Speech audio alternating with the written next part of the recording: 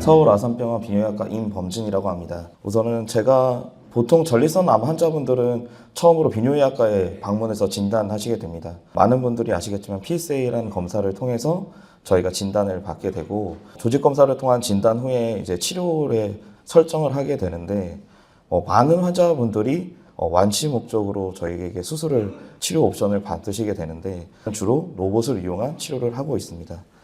그래서 저희는 오늘 로봇 수술에 대한 거에 대한 내용을 많이 다뤘고 있고요. 사실은 환자분들이 자기가 수술이 어떻게 되는지 한 번도 보시지 못하신 분들이 많을 거라고 생각해서 제가 수술하는 동영상을 많이 준비했습니다. 전립선암이 엄청나게 증가하고 있거든요. 그러니까 전 세계적인 암 환자분들에 대한 비율을 나타낸 건데, 전립선암은 사실 남자들만 걸릴 수 있는 병이거든요. 보시는 것처럼 전체 암 환자들 중에 4등을 차지하고 있거든요. 발생률을 따지면 전립선암이 2등 정도를 차지하고 있습니다. 다른 암들 열심히 들어보셨겠지만 남성암 중에 전립선암이 저희가 2등을 차지하고 있는 거죠. 엄청나게 많은 숫자를 발생하고 있는 건데, 미국의 경우는 이제 전립선암이 사실은 제일 많은 암종을 차지하고 있습니다. 남성암의 전체 암 환자의 30%가 전립선암인 거죠. 이러한 통계를 천천히 따라갈 것이다 라고 예측을 하고 있고, 가까운 일본의 경우는 최근에 이제 전립선암이 남성암의 1등을 차지하는 순서로 바뀌게 되었습니다.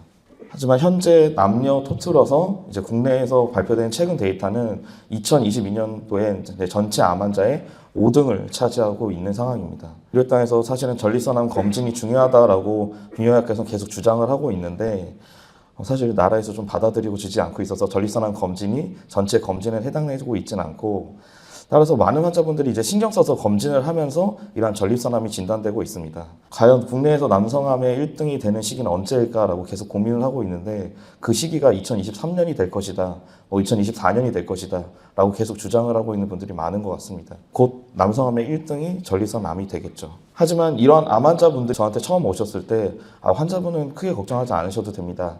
환자분은 너무 수치가 높은데요? 이런 말씀을 드리는 분들이 있습니다. 제가 왜 이런 말씀을 드리냐면, 전립선암이 초기에 진단되신 환자분들은 사실 생존율이 상당히 높은 편입니다. 일찍 진단이 되면 될수록 완치의 목적을 가지고 저희가 치료를 하게 되죠. 사실은 뒤로 전이가 있는 환자분들이 될수록 이제 생존 기간이 좀 짧아지는 문제점이 있습니다. 사실 전립선암이 이제 미국에서 되게 많이 발전을 하고 많은 사람들이 진단이 됐었거든요.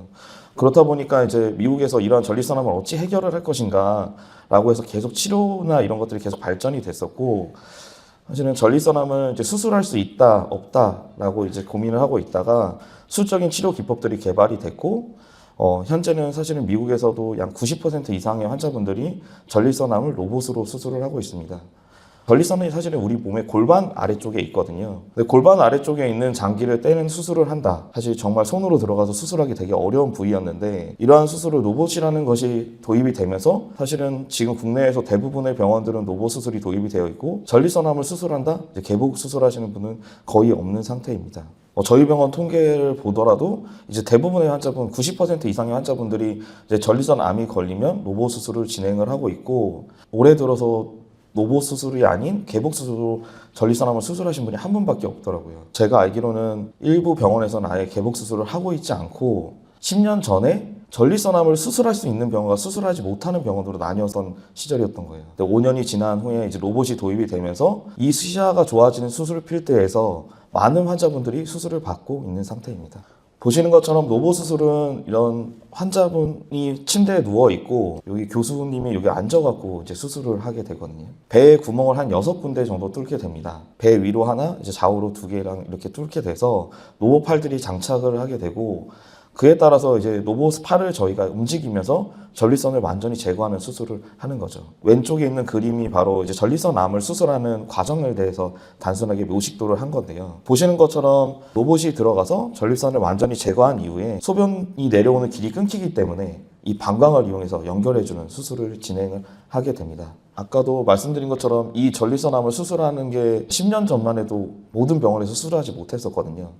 근데 이런 수술이 사실은 보시는 것처럼 발전된 지가 얼마 되지 않았습니다. 처음 전립선암을 진단받고 수술받았던 게 1905년이거든요. 지금 저희가 생각하는 위암이나 대장암 수술은 한참 이전부터 발전해서 했던 거에 비해 전립선암은 조금 시기가 늦은 거죠. 전립선암이 왜 이런 시기가 늦었냐면, 사실은 나이가 고령화되면서 생기는 질환이기 때문에 환자분들이 그렇게 많지 않았었고 이러한 것들의 치료 기법에 대해서 계속 발전을 하면서 시작이 됐던 겁니다. 그럼 이런 로봇 수술은 언제가 개발됐냐? 바로 2001년에 처음 이 로봇 수술을 진행을 했었거든요. 그러면 고작 사실 로봇 수술이 전 세계적으로 시작된 지는 25년밖에 되지 않은 일입니다. 그렇다면 이 로봇 수술은 왜 좋은가? 첫 번째는 시야가 좋은 게 정말 장점입니다. 왜냐하면 환자분들의 어떤 수술을 할 때 눈으로 보지 않으면 뗄 수가 없거든요. 근데 골반이 작은 장기에서 눈으로 보고 수술한다는 것은 상당히 어려운 일이었는데 로봇이라는 것이 도입되면서 로봇으로 크게 보면서 수술할 수 있다는 거죠. 성적이 계속 좋아짐에 따라서 이제 어떻게 수술하면 환자분한테 조금 더 좋을 것인가 라는 것들이 조금씩 발전하기 시작했죠. 환자분들의 수술하고 생길 수 있는 합병증에 대한 남성의 발기부전 문제에 대해서 조금 더 도입이 됐었고 요실금을 회복할 수 있도록 관략근을 빨리 회복하는 방법들에 대해서 많은 발전들을 이루었고 현재는 이러한 발전의 정도에 따라서 사람들이 어떠한 수술을 할지를 결정을 하고 있습니다. 장점이라고 하면 정교한 수술이 가능하다. 출혈이 적다. 아무래도 눈으로 보고 잘 잡을 수 있다는 거죠. 그리고 회복이 워낙 빠르기 때문에 지금은 입원 기간이 대충 한 일주일 정도로 생각하시는 분들이 많은데 미국 같은 경우는 사실 병원비가 워낙 비싸기 때문에 수술하고 다음날 집에 가게 됩니다. 그것처럼 회복이 좀 빠르고 합병증 발생이 워낙 적어서 암 치료 성적이 좋은 측면도 있지만 이런 환자분들의 회복 속도나 예후가 더 좋은 측면이 있어서 현재로는 로봇 수술을 국내뿐만 아니라 외국에서도 모두 진행하고 있습니다. 각각의 비교된 논문들인 거고요. 첫 번째 로봇 수술 이것이 가장 좋다라는 말씀은 출혈량이 적다는 겁니다. 환자분이 출혈량이 수술할 때 많고 적음이 뭐가 차이가 있냐고 느끼실 텐데 사실은 출혈량이 많을수록 환자분이 수술 후에 회복하시는 능력이 많이 떨어지게 되거든요. 우리 몸에서 어쨌든 영양분이 많이 빠진 거기 때문에 이런 출혈량이 적다는 게 장점이고 아무래도 작은 혈관들도 눈으로 잘 보이면서 자를 수 있기 때문에 그 혈관들을 지혈하는 데 조금 더 도움이 되고 있어서 이런 출혈량이 상당히 차이가 있다는 것을 말씀드리고 싶습니다. 출혈이 적기 때문에 당연히 수혈의 필요성이 상당히 많이 감소하는 것을 알 수 있고 사실 로봇 수술을 하신 분 중에 수혈을 받으시는 분은 현재는 한 10% 정도 밖에 되지는 않습니다. 뿐만 아니라 암을 치료하는 목적이기 때문에 암의 치료 성적이 상당히 중요할 텐데요. 전립선암을 수술하고 나서 암이 끝에 좀 남아있는 경우가 종종 있습니다. 물론 암이 끝에 남아있다고 해서 환자분들한테 그게 예후에 크게 영향을 끼치는 부분도 있지만 적극적인 치료를 하면 회복이 되긴 하지만 추가적인 치료가 필요한 목적이 있거든요. 이러한 양성면을 보이는 경우가 사실 개복 수술의 경우 상당히 많았는데 로봇 수술의 경우 이것이 많이 줄어들었죠. 아무래도 보고 자를 수 있다라는 것이 장점이긴 하지만 일부 환자분들의 경우는 어쩔 수 없이 양성면이 나오시는 분도 종종 발생하게 됩니다. 따라서 이러한 생존 그래프를 그려본 건데요. 지금은 이제 개복 수술과 로봇 수술을 비교했을 때 두 개가 비교가 되지 않을 만큼 로봇 수술이 상당히 우위를 차지하고 있는 상황입니다. 전립선암을 수술해야 되는데 환자분들한테 개복 수술을 권유하는 경우는 현재로 없는 상황이고요. 보시는 것처럼 이제 치료 성적이 수술하고 나서 재발에 대한 성적을 봤을 때도 로봇 수술이 다른 수술에 비해서 조금 더 위에 있죠. 물론 이게 막 통계학적으로 상당히 우월할성이 있다라고 말씀드릴 수는 없지만 조금 더 안전하고 조금 더 환자분들한테 좋은 치료가 될 수 있다라고 말씀을 드릴 것 같습니다. 이거는 각각의 치료하시는 교수님들에 따라서 수술의 성적 방법인데요. 어떠한 수술을 하는지에 따라서 환자분들의 약간의 변화들이 있어서 이거는 각 교수님들이 사실은 선택하는 내용들이고 이런 출혈 부위를 잡는 부분이나 신경을 회복시키는 방법에 대해서는 많은 교수님들이 각각의 의견들을 갖고 계시기 때문에 이건 각 교수님들의 의견을 좀 따르시는 게 좋을 것 같습니다. 현재는 사실 입원 기간을 일주일 정도로 생각을 하고 있고 물론 일주일 안에 소변줄을 뽑아서 소변을 보시는 환자분도 계시지만 일부 환자분들은 소변을 잘 못 보셔서 유치 기간이 조금 더 길어지시는 분들이 있고 국내에서는 사실 저희 병원이 이런 유치 기간이 되게 짧은 편에 속하고 있거든요. 그러다 보니까 소변을 좀 못 보시는 분들은 태어나실 때 소변줄을 가지고 태어나시는 분들이 있긴 하지만 수술 후에 대부분은 배뇨를 잘 하고 계신 상태입니다. 그래서 결론부터 말씀드리면 합병증은 좀 더 적고 수술적인 암 치료 성적의 결과는 비슷하거나 우월한 측면들이 많고 수술을 받는 환자분뿐만 아니라 수술하는 입장에서도 상당히 좀 유리한 측면이 있다 말씀드리고 싶습니다. 제가 준비한 발표는 여기까지고요. 경청해 주셔서 감사합니다.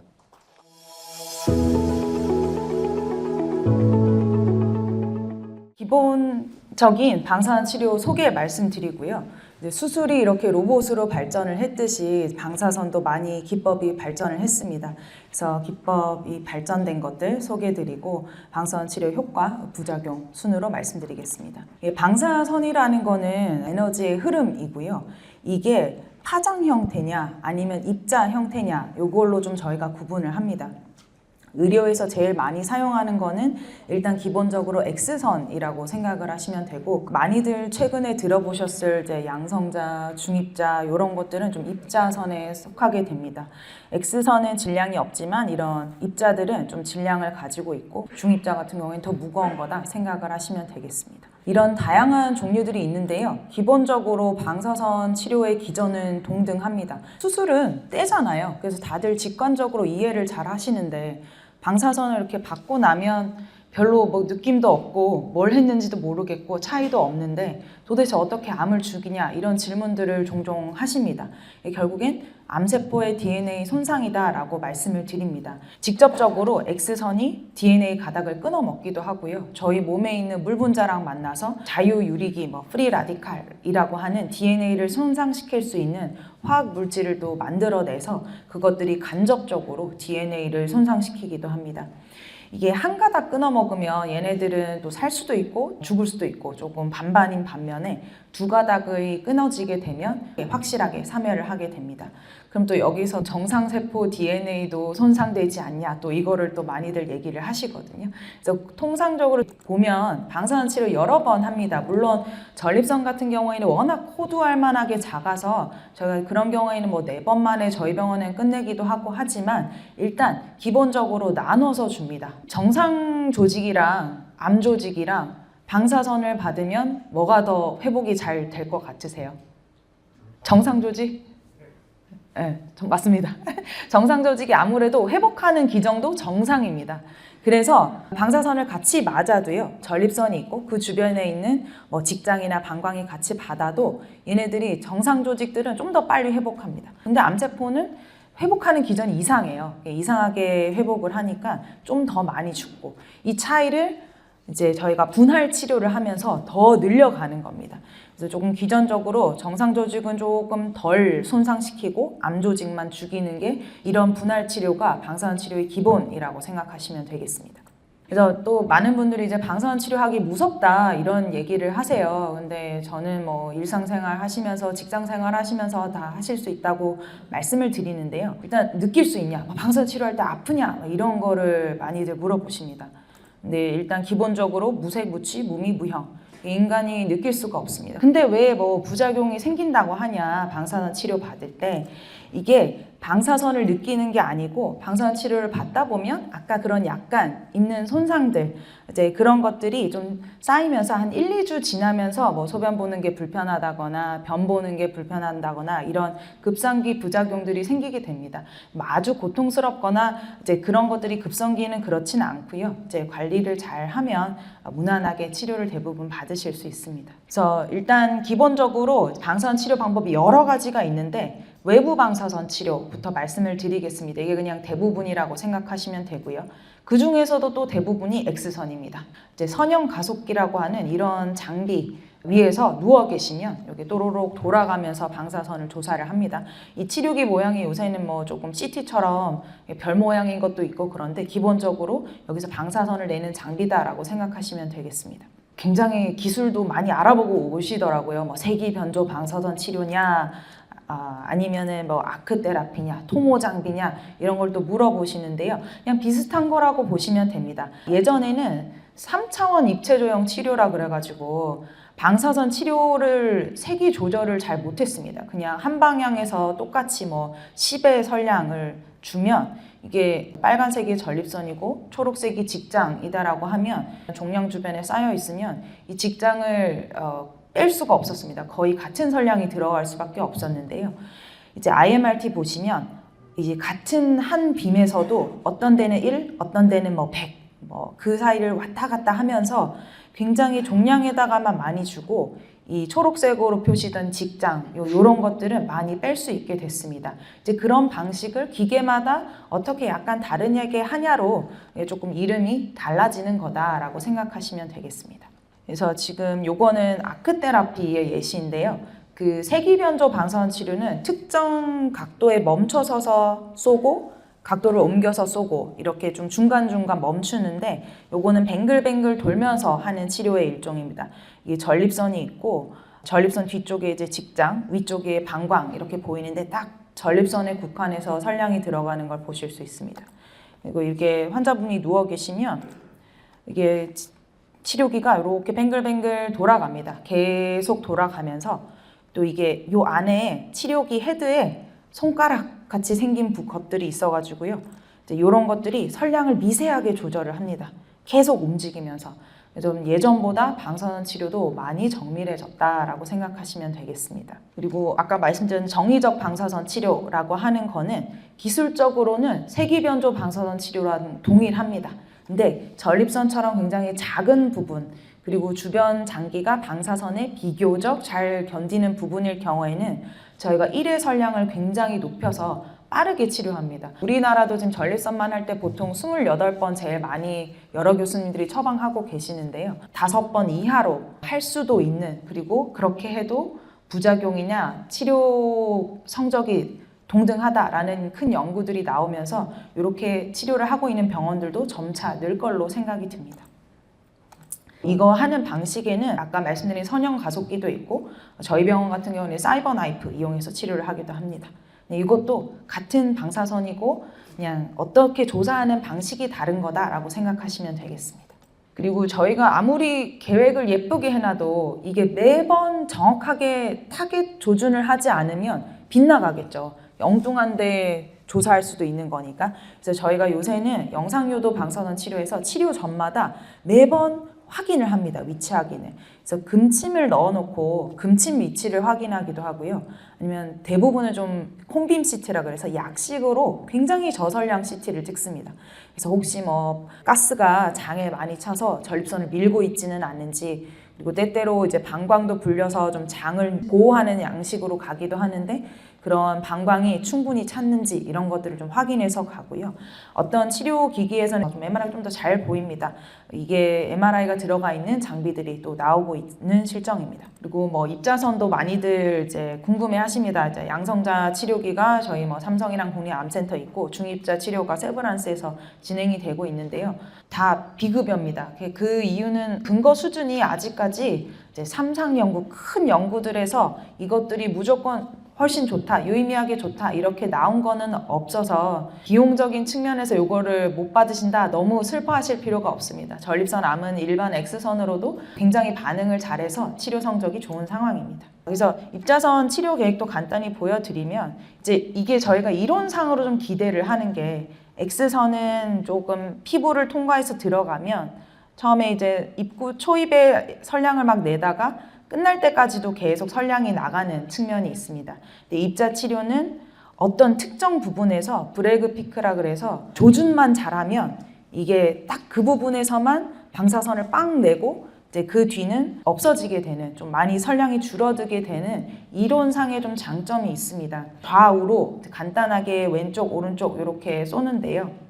이제 조금 아직까지의 한계라면 이 브레그 피크 조준을 또 잘해야 되겠죠. 근데 세밀하게 서브 밀리미터 단위로 정밀하게 조준하는 기술은 아직까지는 없는 상황입니다. 그래서 아직까지 오차 범위가 있고 영상 유도 방사선 치료가 이 거대한 입자 치료 장비에서 같이 좀 조화롭게 운용이 되고 있지는 않아서 이론상의 장점은 있으나 현실적으로 또 조금 아직 가야 할 길이 있는 상태라고 생각하시면 되겠습니다. 그리고 대부분은 외부 방사선 치료인데요. 또 우리나라에 이제 3군데서 근접 방사선 치료를 하고 있고 저희 병원에서 김영석 교수님께서 하고 계신데 요오드 125 방사선 동위 원소를 이제 아예 집어 넣는 일종의 이제 수술이라고 생각을 하시면 되겠습니다.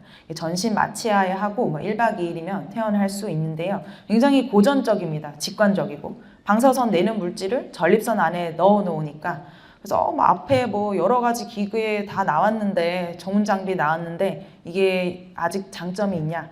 네, 아직까지 있습니다. 어쨌든 가까이 동위원소를 넣어주면 거기서는 선량이 굉장히 고선량으로 나와서 치료가 어쨌든 빨리 끝난다는 장점이 있어서 이런 것도 고려를 해보실 수 있겠습니다. 그 다음에는 좀 방사선 치료 부작용 준비를 했는데요. 많이들 또 오셔서 머리 빠지냐고 물어보십니다. 이거는 머리입니다. 이제 사람 얼굴 코 보이고 이제 머리에다 하면 머리가 빠집니다. 근데 아까 전립선 했잖아요. 여기 전립선 이게 심부 깊이에 있는, 그러면 머리가 빠질 수가 없습니다. 다들 또 상상하세요. 여기서 탁탁탁탁 퍼져가지고 이제 머리까지 와가지고 머리가 빠진다 생각하시는데 그렇지가 않고 방사선 치료는 국소 치료입니다. 그래서 딱 그 부분만 영향을 준다라고 생각을 하시면 되겠습니다. 그래서 방사선 치료 과정은 저희가 또 오시면 그날 바로 하신다고 생각을 하시는데 또 그게 아니고요. 저희가 CT를 한번 찍어야 됩니다.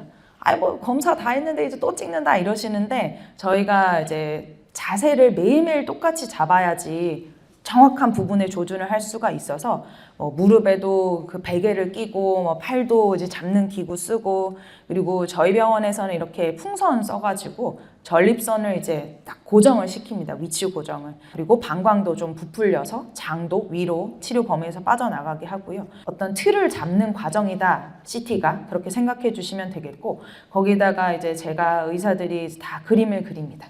여기는 치료할 거야. 대신에 뒤에 장이랑 방광은 빼야 되니까 이제 빼는 장기도 다 그립니다.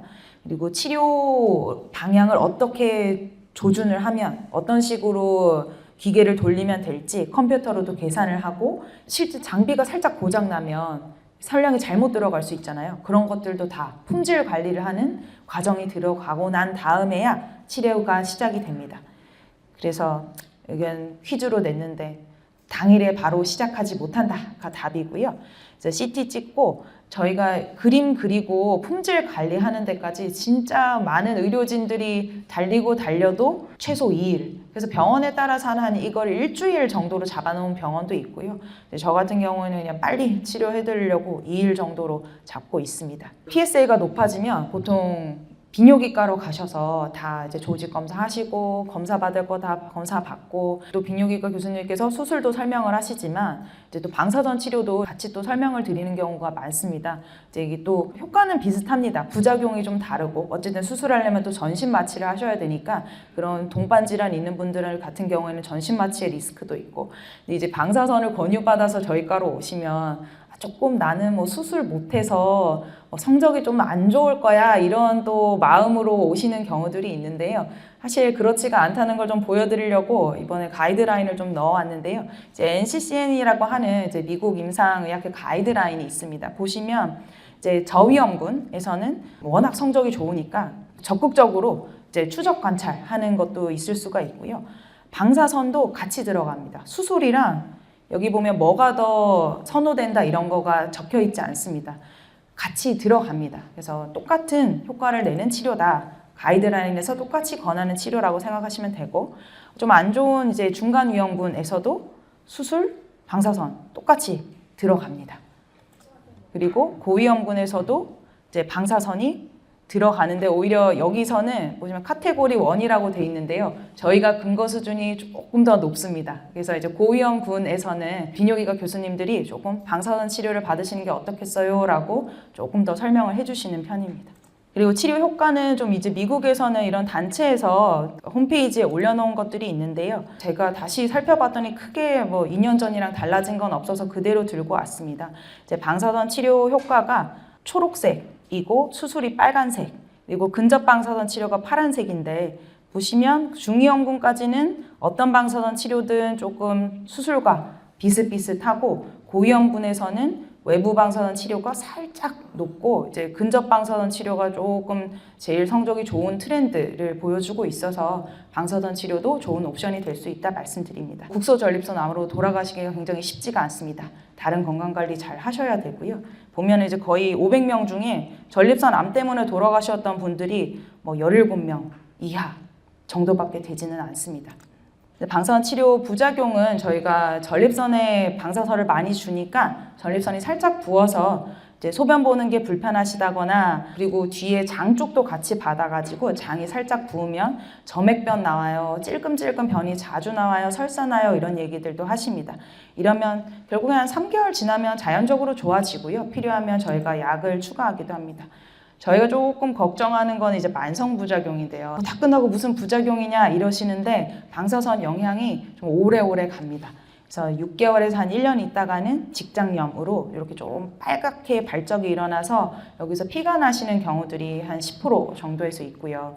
또 이제 방광 같은 경우에는 막 10년 있다가도 팡 나고 이러는데요. 이제 요쪽 가까이에 받아서 조금 발적이 생기면서 이제 좀 혈류를 보시고 좀 응급실에 왔다 갔다 하시는 분들이 또 한 5%에서 있기는 있습니다.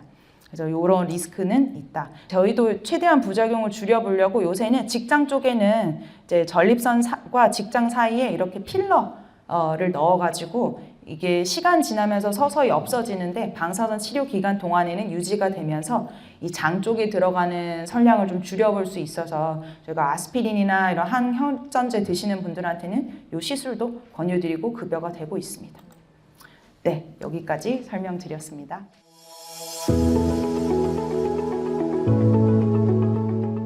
저는 주로는 이제 병이 재발하거나 전이가 생겼을 때 약물에 대해서 말씀드리겠습니다. 약물 종류가 많고 그 다음에 기전이 복잡하기 때문에 약물 개개에 대한 자세한 설명보다는 어떤 상황에서 하는지 많이 받는 질문들도 넣고 대략적으로 이제 설명을 드리겠습니다. 2022년에 암 통계는 보통 저희가 전 세계에서 자료를 취합해서 내기 때문에 2025년에 출판되는 거는 보통 2022년도, 그러니까 2, 3년 정도 늦게 저희가 통계를 받아봅니다. 가장 최근 통계가 2022년 통계였고요. 찾아보니까 전 세계 남성에서 두 번째로 흔하다. 그래서 이게 왼쪽에 있는 거가 발생률인데요. 전 세계 남성한테 100만 명이 넘는 분한테 발생을 하는 거죠. 근데 사망률로 따지면은 발생은 2등인데 사망률은 6위 정도니까 아주 뭔가 공격성이 강하지는 않을 수 있겠다. 폐암은 발생도 1등이고 사망도 1등이니까 폐암은 굉장히 무서운 암이지만 전립선은 조기에 발견을 잘 하면 오래 사시는 경우가 많다. 그렇고요. 한국도 2022년 자료가 가장 최근 자료입니다. 남성만 따지면은 전립선 2위가 맞고요. 근데 이제 기사를 찾아보면 전립선암 급증해서 남성암 1위가 됐습니다. 이게 기사로 나온 거거든요. 요거는 뭐냐면 아마 실비보험 청구하는 데이터로 한 것 같아요. 거기서 보니까 남성암, 전립선암 청구가 이제 암 중에 1위다 이렇게 알면 되실 것 같아요. 그리고 전립선암이 뭐 착한 암이고 뭐 나이가 많으면 뭐 늦게 진행하지 않느냐 뭐 그런 얘기 많이 하시는데 암치고는 착한데요. 근데 암 중에 착한 암은 없다.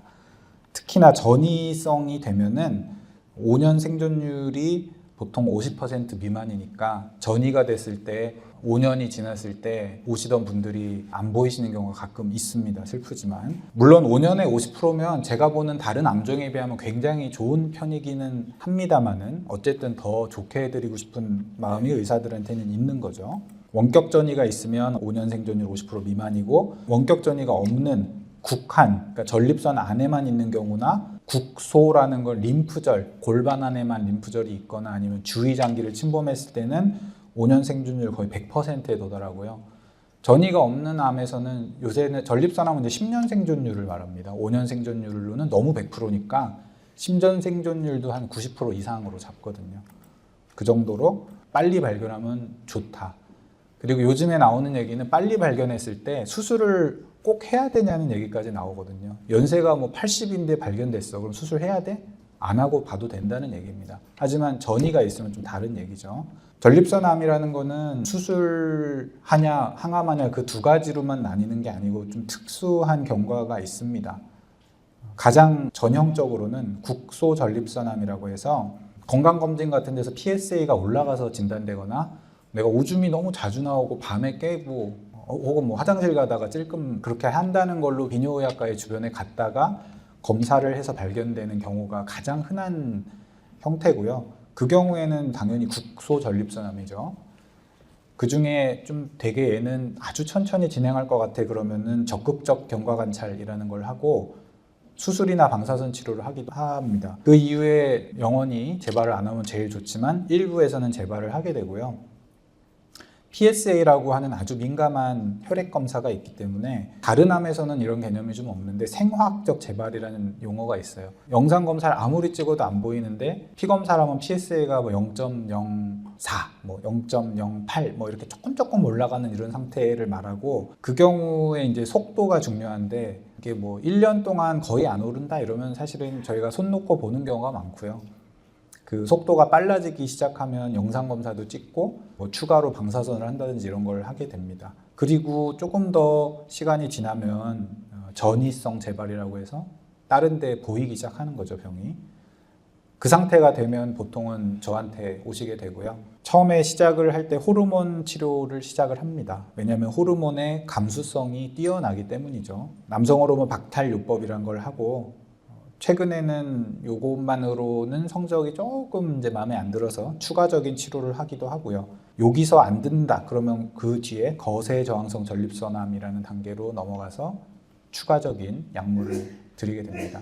이렇게 긴 과정 동안 치료를 하게 되고 보통 수술을 하고 저한테 와서 치료를 하고 이런 과정이 뭐 길게는 뭐 20년, 30년에 걸쳐서 진행이 되기 때문에 암이 어쨌든 굉장히 공격적이고 빠른 암도 있지만 천천히 와서 아주 긴 시간 병원을 다니신 분들도 계시다. 호르몬 감수성 전립선암이라는 용어 자체가 굉장히 어렵잖아요. 전립선암이면 전립선암이지 뭐 호르몬 감수성이 뭘까? 전립선은 남성한테만 있습니다. 여성 전립선암 이런 거 없고요. 뭐 남성 난소암 이런 거 없잖아요. 그냥 그런 개념을 생각하시면 됩니다. 그래서 전립선암은 전립선에 생기고 전립선은 남성 호르몬에 의존적인 장기입니다.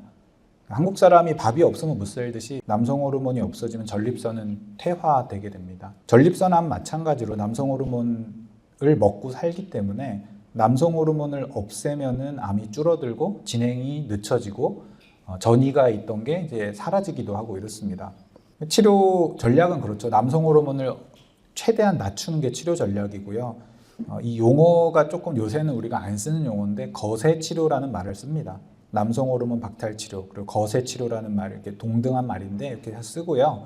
이런 단계를 호르몬 감수성 전립선암이라고 하고 최근에는 이 단계부터 남성 호르몬 박탈뿐 아니라 저는 차세대 호르몬제라고 뭐 이름을 붙여서 말씀드리는데 그런 약을 쓰거나 굉장히 전이가 광범위하면 항암 치료를 하기도 하고요. 그리고 요즘에 학회에서 발표되는 것들 보면 표적 치료제를 2단계에서 쓰기도 합니다. 그 다음에 맞닥뜨릴 수 있는 상황이 거세 저항성 전립선암이고요. 아까 남성 호르몬 박탈이 의학 용어로는 거세라고도 표현을 하거든요. 그 거세 치료에 저항을 보인다 그러면 거세 저항성 전립선암이라고 저희가 그 세팅을 부르게 되는 거고 요 경우는 어쨌든 남성 호르몬 박탈을 해도 나빠지니까 추가 치료를 해야 되는 거죠. 항암 치료를 예전에 2000년대 한 중반부터 해왔지만 최근에 여러 가지 약물이 개발돼서 쓰고 있고 최근에는 핵의학 치료가 굉장히 각광을 받고 있어서 여러 가지 치료가 도입되면서 생존 기간도 늘어나고 있습니다. 암 치료는 되게 여러 가지 방법이 있어요. 수술, 방사선 치료 많이 되지는 않지만 하이프라든지 뭐 기타 다른 방법들이 있고 그 외에 전신을 돌아다니면서 효과를 내는 치료를 전신 치료로 분류를 하는데 이 단계를 보통 종양내과에서 사용하는 경우가 많고요. 병원에 따라서는 종양내과로 안 보내주셔서 이걸 비뇨기과에서 하기도 하지만 어쨌든 전신 치료라 하면 약물이 전신적으로 돌아다니면서 효과를 내는 겁니다. 항암제, 호르몬제, 차세대 호르몬제 이런 것도 다 있을 수 있고 표적 치료제 먹는 약인데 이런 것도 있을 수 있고요. 면역 항암제라는 약도 전신 치료에 해당합니다. 그리고 핵의학 치료라는 것도 주사 형태로 맞으면은 약물이 피를 타고 돌아다니면서 여기저기 효과를 내게 되죠. 전신 치료는 말씀드린 대로 전신적인 항암 효과를 기대하는 것이고 폐에 있는 것도 좋아지냐 뭐 이런 얘기 맨날 하시는데 그냥 전반적으로 다 효과가 있습니다. 그리고 안타깝지만 아직까지는 완치의 개념은 아닙니다. 증상의 완화 그리고 병변의 축소, 진행의 지연, 생존기간 연장 이런 것들을 목표로 하게 되고 치료를 했을 때 여러 가지 약물을 거쳐서 그 하나하나 약물마다의 효과는 아주 뭐 대단하지 않을 수는 있지만 그런 것들을 종합적으로 보면은 치료를 한 거랑 안 한 거의 차이가 수년 이상 차이가 나게 되는 겁니다. 대개는 남성 호르몬 박탈은 가장 기본적으로 치료 시작부터 거의 마지막까지 함께 하는 치료이고요. 그 외에 다른 덧붙여 하는 치료들을 번갈아 가면서 하게 됩니다. 먹는 약, 주로 먹는 약인 차세대 호르몬 제제, 얼리다, 자이티가, 엑스탄디 이런 약들을 번갈아 가면서 이렇게 쓰는 경우가 있고요. 그 외에 세포독성 항암제 이런 것들이 가장 주된 무기입니다. 남성 호르몬 박탈은 요즘에는 거의 안 하지만 고환절제라는 걸 했어요, 예전에. 이게 약물이 개발되기 전인 한 80년대에 주사약이 개발됐는데 그 전에는 수술이 가장 기본적인 치료였고요. 최근엔 잘 안 하지만 이게 수술을 하면 효과가 굉장히 빨리 나타나고요. 영구하게 지속이 되기 때문에 저 예전에 이제 집이 섬에 사는 분이 계셨어요. 섬에 있어서 뭐 병원에 자주 못 온다 이런 분한테는 그럼 수술적인 치료를 하는 것도 방법이다 그래서 수술적인 치료를 권해서 비뇨의학과에서 해주시기도 하고 그런 경우들이 있었고요. 그리고 약물을 썼을 때 어떤 부작용이 굉장히 심한데 또 수술로 남성 호르몬 박탈하면 조금 덜한 경우도 있습니다. 그런 경우에 권할 수도 있고요. 화학적 약물에 의한 거는 가장 많은 형태로 쓰이고 대개 주사약제를 쓰고요. 약제 이름은 다 다르지만 비슷합니다. 작동 방법은 비슷하고 제형이 여러 가지라서 1개월짜리, 3개월짜리, 6개월짜리 이렇게 있는데 대개는 이제 길게 작동하는 걸 쓰게 되죠. 미국에서는 지금 오르고빅스라고 하는 먹는 그 남성 호르몬 박탈 요법도 나와 있는데요. 오르고빅스 같은 건 아마 방사선 치료할 때 그 기간 동안만 딱 박탈 치료한 다음에 돌아오는 데는 좋을 것 같습니다. 박탈 요법을 하게 되면 이제 부작용이 굉장히 많아요. 성기능 장애가 있습니다. 남성 호르몬을 없애니까 아무래도 성기능이 좀 떨어지게 되고요. 그래서 부부관계가 좀 어렵다는 분들이 많이 있으시고 피곤합니다. 피곤하고 그다음에 뭐 저는 이제 남성 갱년기라고 설명을 드리는데 이렇게 막 열감이 확 막 올라오고 땀나고 안면 홍조 이런 게 생기기도 하고요. 그다음에 근육이 빠지면서 이제 운동 능력이 떨어지고 뱃살이 이렇게 찌게 되고 당뇨병도 있던 분은 심해지고 뭐 없던 분은 생기기도 하고 고지혈증도 생기고 뭐 이런 여러 가지 문제가 있고요. 여성형 유방이라고 해서 가슴이 이렇게 좀 나오거나 아니면 여기 아프다라고 하신 분도 계세요. 골다공증도 생기고 인지 기능이 좀 떨어진다고 하는 분들도 계십니다. 그래서 되게 이제 시작하기 전에 다들 이렇게 좋은 몸매로 저한테 오셔도 나중에 이렇게 되는 경우가 많아서 제가 맨날 이제 운동하라고 말씀도 드리고 저 같은 경우는 재활의학과랑 시스템을 만들어서 거기 가면 운동 기능 평가랑 운동 교육도 시켜드리거든요. 그런 프로그램도 있습니다. 되게 이렇게 몸이 좋았던 분들도 남성 호르몬을 하게 되면 이렇게 돼요. 이렇게 되는데 그래서 운동을 계속해서 이렇게 유지하시는 게 굉장히 중요합니다. 아까 가장 기본적인 남성 호르몬 박탈을 말씀드렸다면 다음은 차세대 호르몬제에 대해 잠깐 말씀드리면 자이티가, 엑스탄디, 뉴베카, 얼리다 이런 것들이 나와 있고 이 각각의 효과는 사실은 저는 대동소이하다고 생각을 해요. 그래서 예전에는 거세저항성에서 많이 썼지만 요새는 앞단에서도 많이 쓰기 때문에 보통 2년, 3년 이렇게 드시거든요.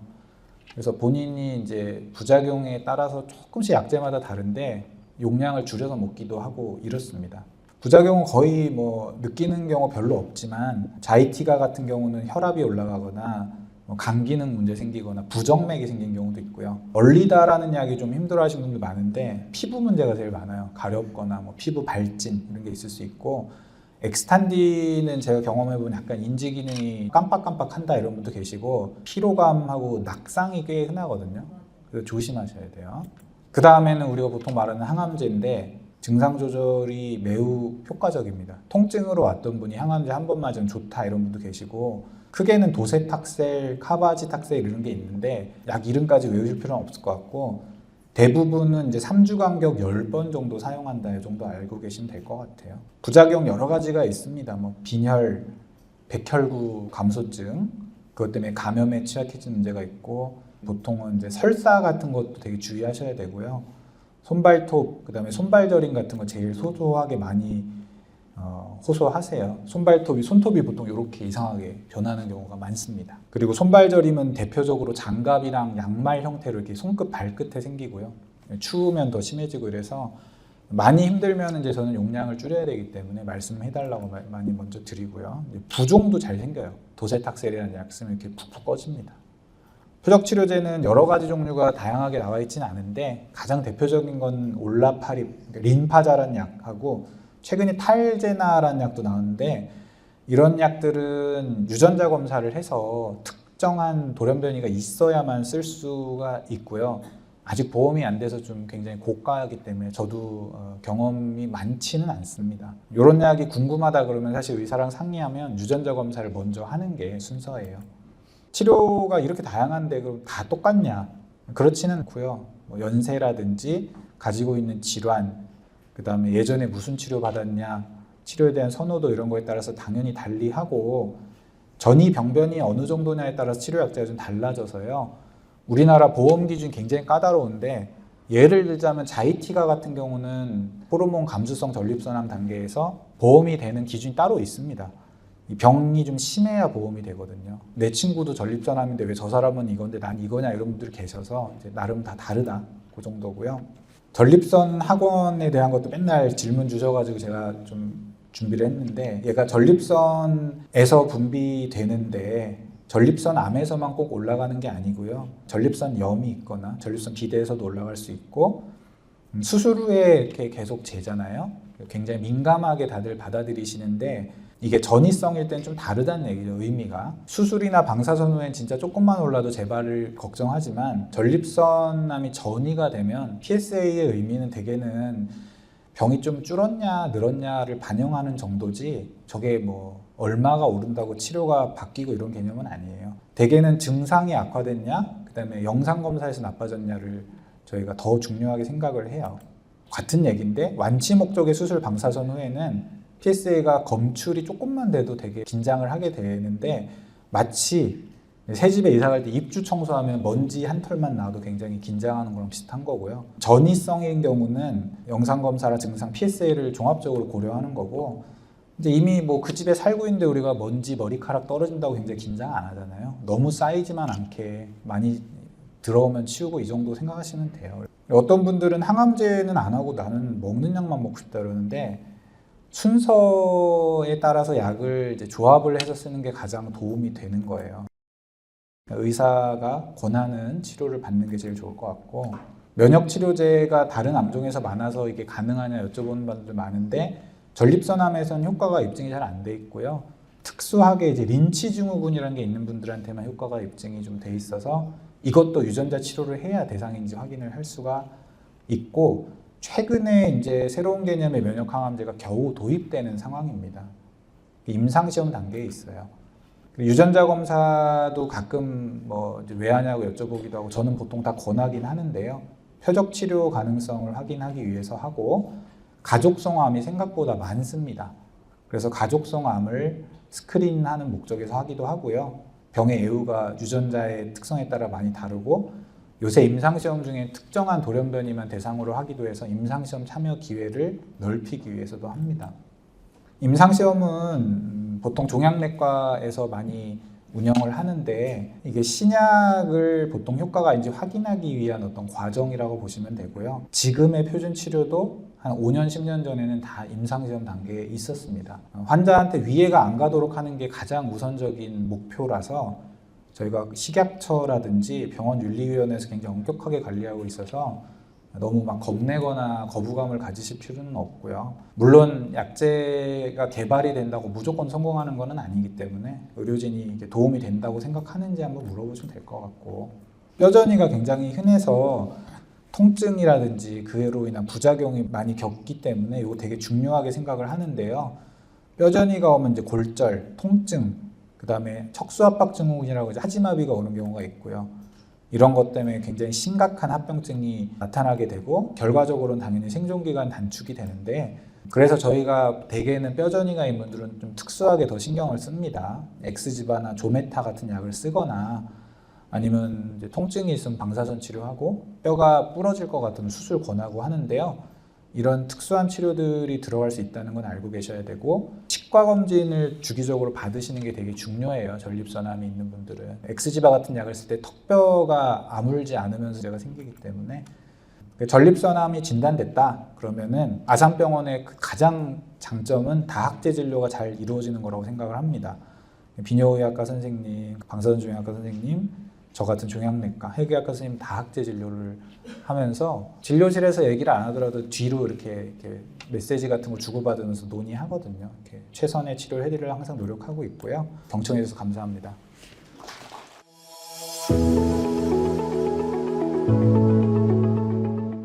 네, 안녕하십니까. 서울아산병원 해괴학과에서 근무하고 있는 이동윤이라고 합니다. 저는 전립선암의 해괴학 검사와 치료에 대해서 말씀을 드리려고 하고 있고요. 아무래도 여기 전립선암으로 진단 받으셨던 분들은 해괴학 검사는 최근에 이제 PSMA 펫이 많이 활성화가 되고 있어가지고 그 검사도 대부분 받지 않으셨나라고 생각이 드는데 관련돼서 설명드리겠습니다. 네, 이렇게 뭐 핵의학이랑 검사 치료에 대해서 말씀드리려고 하고요. 핵의학이라고 하면은 이제 실제 이제 핵을 얘기하는 그의 용어이고요. 사실 이제 많이 낯설어 하긴 하십니다. 그래서 핵의학이 뭐냐고 하면은 진단 혹은 치료용 방사선 동위원소가 붙은 방사선 의약품을 활용해서 표적 특이적으로 검사 및 치료를 하는 학문이고요. 방사선 의약품을 활용한다는 것과 표적 특이적으로 검사한다는 게 중요한 겁니다. 해보셔서 아시겠지만 뼈 스캔 하실 때도 이제 주사 맞으시고 일정 시간 지난 후에 이렇게 이제 내 몸에서 나오는 방사선을 통해서 이렇게 사진을 찍고 있는데요. 실제적으로 저희가 쓰는 이제 방사선 동위 원소가 이제 정말 이제 옛날에 원자폭탄 만들 때 썼던 거에 나오는 부산물부터 만드는 거여서 실제 이제 저희 용어 자체도 이제 핵의학이라고 이제 칭하고 있고요. 그 CT 검사랑 조금 더 이제 비교 평가해서 말씀을 드리면은 이제 저희가 이제 PSMA 펫을 최근에 많이 하고 계시는데 CT 같은 경우는 해부학적인 검사라 그래가지고 여기 지도 보시면은 이제 여기가 북한이고 여기가 남한이고 그런 거는 이제 저희가 이제 눈으로 이렇게 쉽게 확인할 수 있는데 위성 사진을 통해 가지고 저희가 이제 밤에 이제 사진을 딱 찍게 되면은 북한과 남한의 이렇게 전기 공급 상태를 이렇게 나타내 주고 있는데요. 그러니까 CT 같은 경우는 여기가 북한이다, 남한이다 정도를 설명해 준다고 하면은 PSMA 펫 같은 이제 핵의학 검사들은 남한이나 북한 안에 어떤 상태가 있는지를 좀 더 자세하게 설명해 주는 거라고 보시면 될 것 같고요. 그래서 뭐 남한 안에서도 이제 서울 쪽 이렇게 많이 몰려 있듯이 전신에 이제 암이 퍼져 있다고 하더라도 암마다 이제 각각 특성이 다 다릅니다. 그래서 그런 것들을 이제 보여줄 수 있는 것들이 이제 핵의학 검사이고 대표적인 것이 이제 PSMA 펫이라고 할 수 있겠습니다. 그래서 조직 검사 없이 표적 특이적인 사진 촬영만으로 전신 상태 및 전이성 병변의 성격을 한 번에 파악 가능하다라는 것이고요. 핵의학 검사로는 뼈 스캔이랑 이제 전립선암 표적 PET-CT가 있는데요. 전립선암으로 진단 받으시면은 이렇게 이제 세 가지 보통 CT, 그다음에 MRI, 전신 뼈 스캔을 이렇게 세트로 예전에 많이 검사를 하셨습니다. 최근에는 이제 전립선 특이막 항원이라는 이제 PSMA PET-CT가 이제 보급이 돼서 이렇게 네 가지를 검사를 많이 하고 계실 거고요. 요 검사들 중에서 이제 PET-CT가 가장 이제 민감하고 병변들을 잘 찾아내는 검사로 이제 알려져 있고요. 간혹 가다가 이제 포도당 대사를 볼 수 있는 FDG라는 PET-CT 검사도 보조적으로 저희가 시행을 해서 이제 암 환자의 특성을 좀 더 살펴보고 있습니다. 먼저 이제 뼈 스캔에 대해서 설명을 드리면은 전립선암은 그 원격 전이가 되면 이제 뼈로 가장 많이 가기 때문에 이 뼈 전이가 있는지를 이제 표적으로 보는 검사이고요. 뼈 특이적으로 찾아가는 방사선 의약품을 주사하고 약 3시간 이후에 이제 촬영을 하게 됩니다. 그래서 오른쪽 그림 보시다시피 이 왼쪽 환자는 뼈 전이가 없어가지고 전신에 이제 정상적인 뼈들이 이렇게 잘 나타나는데 전신에 뼈 전이가 이제 많이 퍼지신 분들 같은 경우는 이 검사에서 보듯이 이분과는 비교적으로 이렇게 까만 것들이 굉장히 거뭇거뭇하게 많이 있습니다. 그래서 이 이야기는 전신에 이제 다발성 뼈 전이가 있다는 거고요. 그래서 이 뼈 스캔을 통해서 뼈 전이 유무 및 그리고 이제 치료 반응 평가에 쓸 수가 있고요. 그래서 이렇게 보시면은 이제 이분 같은 경우는 앞에 환자분이시고요. 그래서 전신에 이제 뼈 전이가 많은 걸 이렇게 얼룩덜룩하게 나타내는데 항호르몬 치료하고 나서 이제 뼈 스캔을 찍어 보니까는 이 거뭇거뭇한 것들이 많이 사라져서 다발성 뼈 전이가 이제 부분 호전됐다라는 것을 이제 확인할 수 있고요. 그래서 치료 시작 전 뭐 4주 이내 찍고 치료 시작 후에는 첫 6개월 동안에는 이제 8에서 9주 간격, 그다음에 그 이후에는 12주 간격으로 이렇게 이제 많이 검사들을 하고 계십니다. 최근에 이제 많이 찍고 있는 PSMA라는 PET-CT는 전립선 특이막 항원이라는 영어 단어를 이렇게 저희가 약자로 해서 이제 PSMA라고 하고 있고요. 이 사진이 이제 PSMA PET-CT 사진인데 찍으시면은 이제 요 눈 주변에 이제 눈물샘이랑 이제 침샘이 이렇게 잘 보이고 있고, 그다음에 간이랑 비장, 신장이 이렇게 정상적으로 보이고 있고요. 그 외에 보이는 이렇게 까맣게 보이는 것들이 전립선암 특이적인 이제 전이성 병변이라 보시면 되고, 이 환자 같은 경우는 가슴 쪽에, 그다음에 허리 쪽에 이렇게 이제 암세포들이 전이가 되는 것을 확인할 수가 있습니다. 그래서 전립선암 표면에서 발현되는 PSMA를 찾아내는 영상이고 2021년부터 국내에 도입되어 있고요. 이 방사선 의약품 맞으시고 1시간 이후에 이제 촬영을 하고 있고, CT, MRI, 뼈스캔보다도 전이성이나 재발성 병변에 가장 민감한 검사다라고 보시면 될 것 같고요. 이 PSMA라는 물질이 그 정상 전립선에서도 어느 정도는 이렇게 이제 발현을 하고 있는데, 전립선이 이제 암세포가 되기 시작하면은 그 표면에 이렇게 이제 굉장히 많이 발현을 하게 되고 있고, 뭐 100배에서 1000배 정도 발현이 된다고 합니다. 저희가 이제 전립선 암 조직 검사를 할 때 글리슨 점수라는 거를 나타내는데요. 이 글리슨 점수가 6점부터 시작을 하는데 7점, 8점, 9점, 10점으로 올라가면서부터 PSM이 펫에서도 이제 잘 보일 확률이 크기 때문에 암의 병기랑 등급에 비례해서 영상이 잘 나온다라고 보시면 될 것 같습니다. 이 PSM의 펫 CT 같은 경우는 이제 일부분 이제 요양급여 적용이 돼서 촬영이 가능한데요. 처음에 이제 진단 받으신 당시 때 이제 찍으실 수가 있고, 그다음에 재발 때 이제 한번 찍어보실 수가 있고, 그다음 치료 효과 판정 시에도 이제 PSM의 PET-CT를 찍으실 수가 있습니다. 그래서 이제 이거는 저희 병원에서 이제 찍으셨던 환자들 사진을 가져와 봤는데요. 치료 시작 전에 이제 병기 설정할 때 뭐 왼쪽 같은 분 같은 경우는 PSA가 한 20 정도 됐고, 여기 전립선에만 국한된 병변이 있어서 이제 근치적인 수술을 받으셨던 분이고, 가운데 분 같은 경우는 이제 전립선에도 있고 그다음에 국소, 임파선에도 전이가 있어서 국소 방사선 및 항호르몬 치료를 받았던 분이고, 이분 같은 경우는 처음에 찍었을 때부터 이렇게 굉장히 이제 폐, 뭐 뼈 이렇게 다발성으로 이제 전이가 있는 거 확인을 해가지고 항호르몬 치료로 이제 결정이 되어서 환자들이 이제 처음 진단받고 내 치료 방향이 어떻게 될 때 이제 결정을 해주는 중요한 검사라고 할 수 있겠습니다.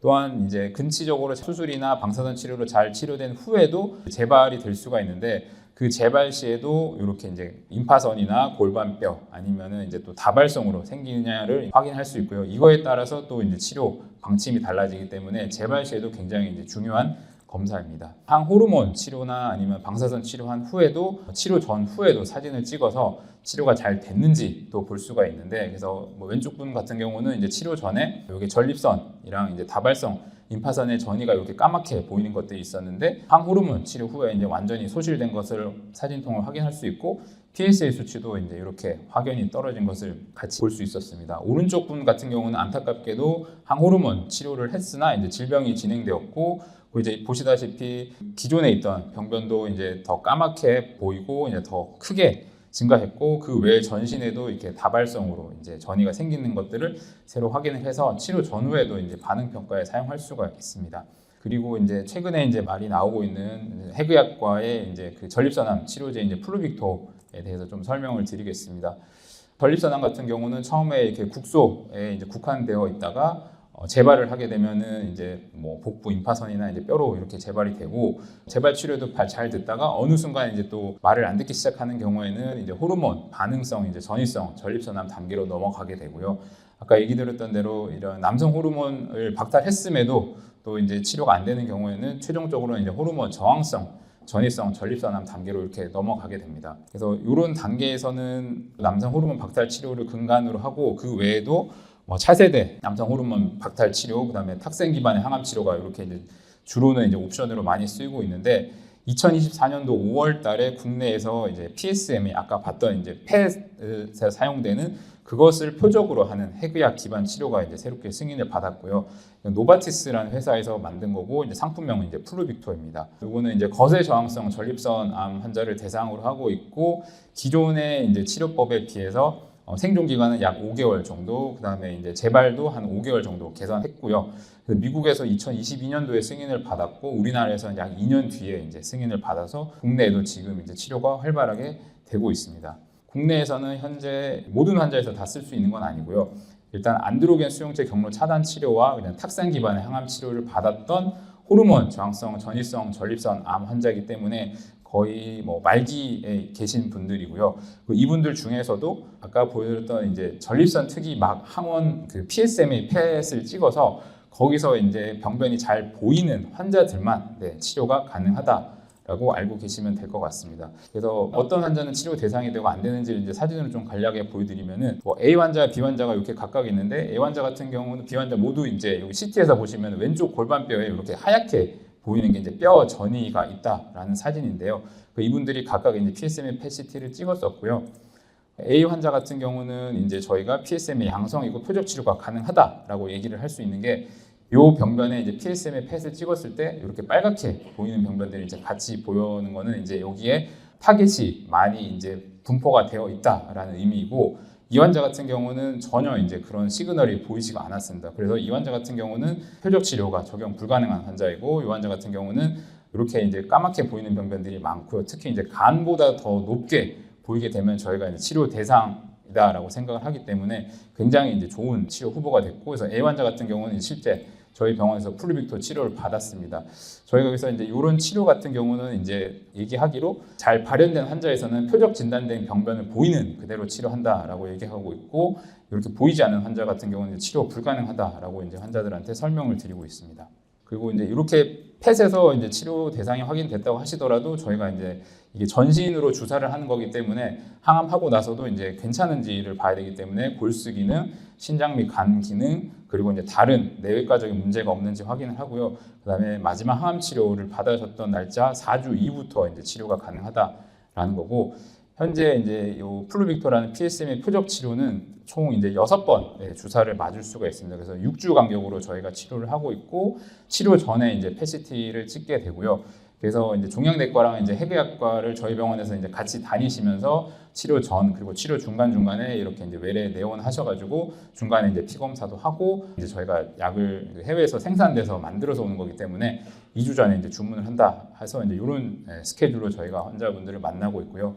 입원이 전혀 필요 없고 외래 기반으로 이제 당일 치료를 진행을 하고 있고요. 그래서 10분 만이면은 이제 실제적인 이제 방사선 동위 원소는 다 주사가 됩니다. 근데 그 앞뒤로 저희가 이제 생리 식염수를 투여를 하고 있고, 주사 맞고 2시간 정도 이제 저희 병원 내에서 이제 환자분 상태를 관찰을 하고 있고, 그와 동시에 이제 환자분한테 주관적인 증상에 대해서 이제 설문 평가를 하고 있습니다. 그리고는 환자분이 이제 방사선을 맞으셨기 때문에 내 몸에서 방사선이 얼마나 지금 나오고 있는가를 이제 퇴실하시기 전에 방사선량 한번 측정을 하고요. 그러면서 실제 오늘 이제 맞은 약이 정말 내 몸에 잘 들어갔는지도 이렇게 전신 스캔을 찍어서 활용을 하게 되고요. 다음 날에는 저희가 조금 더 이제 관심 있는 부분에 대해서 조금 더 자세하게 사진을 찍는 게 저희 프로토콜입니다. PSM의 표적 치료가 기존의 항암 치료하고도 어떻게 보면 조금 비슷하긴 하지만 방사선 동위원소를 이용한다는 거와 특정 이제 타겟을 이용한다는 게 다른 거고요. 또 한 가지 다른 것은 저희가 아까 말씀드렸던 대로 치료하고 나서 바로 그날 이제 저희가 사진을 찍거든요. 찍게 되면은 이제 정말 치료 약제가 몸에 잘 들어갔는지를 바로바로 확인을 할 수 있습니다. 그래서 이제 모든 치료 주기에서 저희가 이제 치료 효능이나 부작용을 평가 예측할 수 있는데, 잘 아시다시피 그 항암 치료하고 나시면 이제 CT를 찍는데 보통은 이제 두세 사이클 이후에 이제 찍기 때문에 CT 같은 경우는 이제 두세 달 후에 이제 평가를 하게 되는데, 저희 이제 핵의학 치료를 하시게 되면 매 사이클마다 평가가 가능하고, 그걸 통해서 이제 저희가 조금 더 빠르게 이 환자분은 치료가 잘 될지 아니 부작용이 얼마나 생길지를 예측할 수 있다는 장점이 있겠습니다. 네, 이거는 실제 저희 병원의 치료 케이스를 가져와 봤고요. 플루빅토 주사를 총 6번에서 사용 가능한데, 국내에서 아직 이 6케이스를 다 이제 맞으신 분이 사실 많지는 않습니다. 그래서 굉장히 이제 손에 꼽힐 정도인데요. 6번 맞았던 대표적인 환자고요. 그래서 이분 같은 경우는 처음에 이제 PSA가 400으로 측정이 됐고, 보시다시피 굉장히 이제 전신 뼈에 굉장히 까맣게 보이는 것들이 다 병변들이고, 많은 이제 전이성 병변을 가지고 있었는데 2차, 4차, 6차 이제 주사를 맞을 때마다 눈에 잘 안 띄실 수도 있지만 조금씩은 이 까만 것들이 조금씩 줄고 있고요. PSA 수치도 보시면은 570까지 올라갔던 것들이 점점 떨어져가지고 최근에 이제 확인한 걸로는 61까지 떨어지셔가지고 아주 중간에 이제 뭐 다른 부작용이나 이상 반응 없이 잘 견뎠던 환자이고요. 요 두 번째 환자 케이스 같은 경우는 87세 환자시고, 이분도 이제 전이성으로 이제 전립선암이 있었고, 사실은 이분 같은 경우는 연세도 많으셔가지고 좀 치료를 꺼려 하셨던 분이긴 한데, 이분은 이제 그리고 경제적인 문제도 있어가지고 딱 2번만 이제 플루빅토 주사를 맞으셨던 분인데, 처음에 맞으셨을 그 당시에 이제 PSA가 354였고, 이게 보시다시피 까만 병변들이 굉장히 이제 전신에 많았고, 뼈나 그다음에 임파선 전이들이 많았습니다. 그리고 이분은 연세도 많으시고 산소줄도 꽂고 휠체어도 타고 오시긴 했었지만 치료 이제 무사히 잘 마치시고, 2회 주사 끝나고 저희가 이제 아까 치료 반응 평가를 위해서 PET 사진을 찍었을 때 보시다시피 이제 오른쪽 여기 이제 그 겨드랑이 쪽에 있던 임파선 전이들은 아예 다 소실이 되었고요. 그 외에 그 뼈 전이들 병변 같은 경우도 까맣던 병변들이 굉장히 이제 옅어져가지고 암세포가 많이 이제 그 죽어간다라는 걸 이제 확인할 수 있었고, 이제 354일 때 이제 PSA가 저희가 이제 첫 치료를 했었는데 두 번만 맞고 나서도 7, 8개월 만에 PSA가 3으로까지 드라마틱하게 떨어졌던 분이어가지고 굉장히 이제 좋은 치료 반응이 있었습니다. 그리고 이 치료 이제 부작용도 있긴 있는데요. 치료 과정 중에는 뭐 이제 조금 이제 오심이나 구역, 구토 같은 것들이 생길 수가 있고, 치료 후에 1, 2주에는 구강건조, 식사를 잘 못하신다라는 것들이 조금 많이 호소해서 오실 수가 있고요. 2, 3주 뒤에는 혈구를 잘 못 만들어내서 빈혈이나 아니면 혈소판 이런 것들이 감소되는 것들이 가끔 볼 수가 있습니다. 부작용이 있는 경우는 이 방사선 물질의 용량을 조금 감량을 해서 이제 치료를 하고 있고, 그리고 6주 간격으로 원래 치료를 해야 되는데 이런 이제 부작용 있는 분들 같은 경우는 4주 연장해서 이제 한 10주 간격으로 치료를 하고 있습니다. 집에 가셔가지고는 이제 가족분들하고 한 이틀 정도 좀 이제 거리두기를 해주셔야 된다는 것과, 그다음 침실 쓸 때, 그다음 화장실 쓸 때, 그리고 치료 한 1, 2주 동안 이제 물을 많이 먹어서 또 방사선 물질을 빨리 배출해 주시는 게 중요하다라고 이렇게 설명을 드리고 있습니다. 마지막으로 저희가 이제 최근 각광받고 있는 이 플루빅토 치료의 현재와 미래에 대해서 좀 정리를 해보면은, 일단은 모든 전이성, 전립선 환자가 다 맞을 수 있는 게 아니고 PSM의 펫을 찍었을 때 잘 보이시는 환자에서만 총 6회까지만 적용한다라는 거고, 이렇게 완치가 아주 이제 문헌에는 보고가 되긴 있긴 하지만 원칙적으로는 이제 완치의 치료법은 아니고요. 그리고 현재 이제 유일하게 이제 플루빅토라는 약제가 사용 가능한데, 요거는 현재 유럽에서 만들어서 생산해서 오고 있습니다. 그래서 2주 전에 이제 주문을 해야 되고, 환자분이 또 뭐 PSM의 펫을 찍어서 치료 대상인지 아닌지 보고하다 보면 결국 이제 한 달 정도의 시간이 걸린다고 보시면 되는데요. 사실 말기암 환자들에게서 그 한 달이라는 시간 자체가 굉장히 소중한 시간이기 때문에 저희도 이런 것들을 좀 고려를 해가지고 타임 톡시서티라 그래가지고 이거를 하는 게 맞는가에 대해서 이제 좀 고려를 한 후에 이제 저희도 하고 있습니다. 또한 매우 고가의 비급여 약물입니다. 그래서 저희 병원에서는 약 한 번 맞으실 때 3,700만 원 정도 내시고 있어가지고 희망 고문이지 않을까라는 생각을 두고 있고요. 그렇지만 또 긍정적인 면을 좀 살펴본다고 하면은, 현재는 이제 가장 말단에서만 지금 이제 이게 쓰이고 있는데, 다양한 이제 전이성 전립선암 좀 더 앞 단계에서도 효능이 좋기 때문에 이 활용을 위한 이제 글로벌 임상 시험이 많이 수행되고 있고, 지금은 이제 베타 입자라는 루테슘을 써서 이제 치료를 하고 있는데, 아까 이제 김현주 교수님 얘기하신 대로 좀 더 강력한 DNA 가닥을 2개를 자를 수 있는 악티늄 기반의 이제 치료법이 아마 적용이 될 것 같습니다. 그래서 이 사진 같은 경우는 이제 전이성 전립선암에서의 앞 단계에서 이제 점자 사용이 가능할 것 같다라는 사진이고, 현재 쓰는 이제 플루빅토의 루테슘보다는 이제 악티늄 225라는 이제 알파 입자가 도입이 되면은 좀 더 이제 치료 효과도 좋지 않을까라고 생각을 하고 있습니다. 네, 이상입니다.